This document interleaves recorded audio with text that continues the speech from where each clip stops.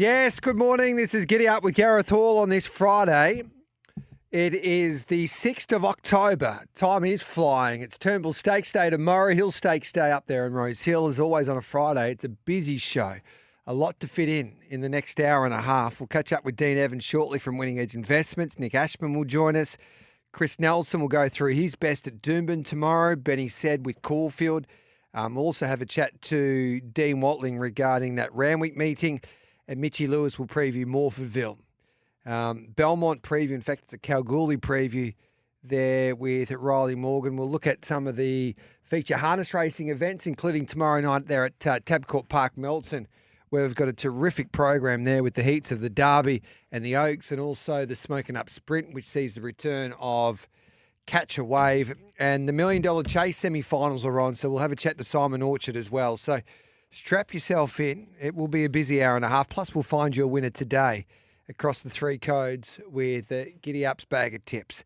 Today's wagering update brought to you by Bet365, the world's favourite online betting brand. Imagine what you could be buying instead. For free and confidential support, visit gamblinghelponline.org.au. From Winning Edge Investments, which you can start betting like a professional, chances are you're about to lose. Dean Evans joins us on this Friday morning. G'day, Dino. G'day, Gareth. How you going? I am very well, mate. Looking forward to the Turnbull Stakes, first of all. And the market interests me with Bet365 because you've got this superstar Hong Kong galloper who has to carry 59 kilos with this race being set weights and penalties, which makes it interesting for Romantic Warrior tomorrow because only the really good horses can get the job done with that weight. But I think he's exceptional and he's hovering around the $2 quote now. Gold Trip, the rain around for him's helped him, and he's firmed in nearly half his quote since Wednesday's into $11 with Bet365. Francesca Guardi at $19. West Wind Blows at $8. The European galloper for Simon and Ed Crisford. Ozapenko $7. Solcomate $50. Then Right You Are $19, and then big prices for the rest. Goldman's at 50 to 1. But he is still an emergency in that field. How do you read this year's Turnbull Stakes, mate? Yeah, look, it's always a great race. The horses on that Cups and Cox Plate path, and it's that sort of fork in the road for them to decide where they want to go. For some great winners for the last 12 years, Winks, Very Elegant, Incentivise, Hartnell, Green Moon. So, it's a good horses race. It's an interesting race to profile. There's a few things that sort of stand out the last 12 years. 11 of the winners have been either third up or fourth up. They struggle to win sort of first or second up. All 12 of the winners have come off either a 2-week or a 3-week break. Interestingly, all 12 runners have drawn inside barrier 9, so nothing that's drawn in double figures has been able to win this race. 7 6-year-olds over 12 years, and then a couple of 4-year-olds and 5-year-olds. Nothing's won above 57.5 kgs, and Chris Waller's won 5 of the last 8 and then won second another 4 times. So this is certainly his race. It looks to be an average sort of speed. I think Goldman should lead pretty easily, but you sort of got Bankmore, Right You Are, Uncle Bryn, and then the two internationals, West Wind Blows and Romantic Warrior, will be sort of on pace there.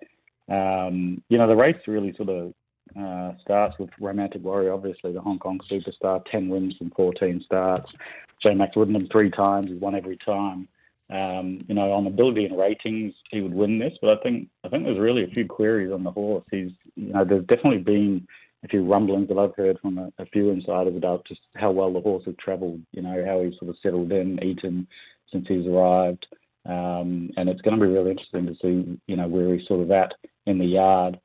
He carries 59 kgs. No horse has won this race the past 12 years above 57.5, and he's also drawn out in 11, and then nothing in the last 12 years has won with a double-figure barrier. So he's got a few question marks. Obviously, the Cox Place is the target, and I just sort of have a feeling like this horse might be unders for his first run, particularly when there's been, just little rumblings around how well he's travelled. I think the two that rate really well, Osapenko, he got home, finished really strong as the 5th in the Wink Stakes, hit the line well again in the Memsey, and the 8th quickest last 600 of the day. He was good in the Maccabi Diva, which is it's the strongest Australian form for this. Again, he was hitting the line really well, won third with the best late sectionals. I think this is the race, that he's been set for. Osapenko 4th up. He's drawn perfectly, maps well. He looks a really strong chance. And then, West Wind Blows. 12 starts with 5 wins and 5 placings as an import. Won over 2,000 metres long champ by a couple of lengths. He ran second at Ascot to Pile Driver. He beat Hope Changing of the Guard and the Melbourne Cup favourite from last year, Dover Legend. He ran third in the Coral Eclipse, which is one of the biggest races by a long way to Paddington. He beat Home Dubai Honour, who obviously tailed up Animo and the rest of them over here last year. He's just a class animal as well. And the reports have been pretty good in terms of how well he's travelled over. He looks a really strong chance. I think the other horse had a bit of odds. He ticks absolutely every historical box. Is Francesco Guardi. He's third up off a 21-day break, a 6-year-old. He's drawn single digits. He's under 57.5. He trained by Chris Waller. He was only 3.5 lengths off them in the Makybe Diva last start.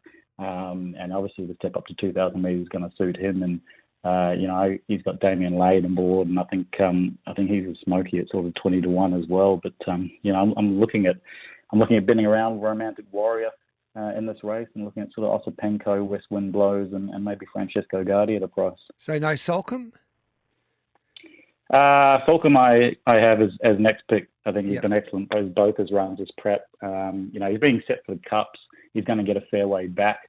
So whether it's just not quite sort of a target race for him.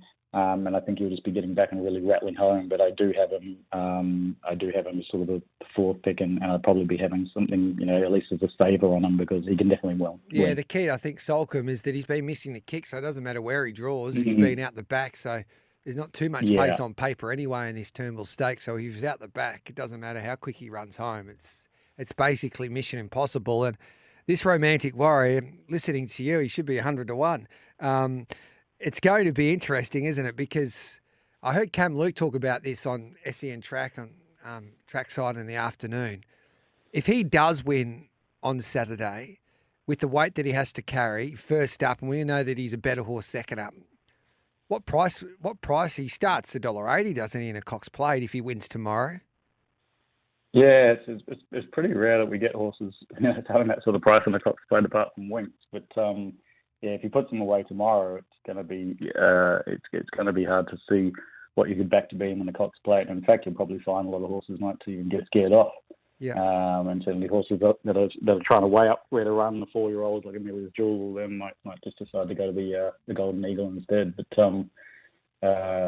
this is a test race, and I just think if I'd heard that he travelled well, and it might be a bit different. He's already got quite a few historical sort of negatives in this race to overcome, trying to do it first up with 59 and the wide gate. But he's obviously a class horse. It's just you want everything going right when you're international, and just the feeding and the different little things that I've sort of been hearing about. It's just it's hard to take $2.20 about a horse when you're hearing that kind of stuff. It's a great game because of the situation with the rumours. Geez, he hasn't travelled well. He hasn't eaten up, and Danny Shum didn't help the cause when he was on. I think it was Hutchie's Honkers, and mentioning about the feed issue, that he couldn't get the feed from America to Australia, and he'd been struggling to get him to eat. But then I did a little bit more of some investigative work regarding Danny Shum, and they tell me he's one of the most fussiest trainers, that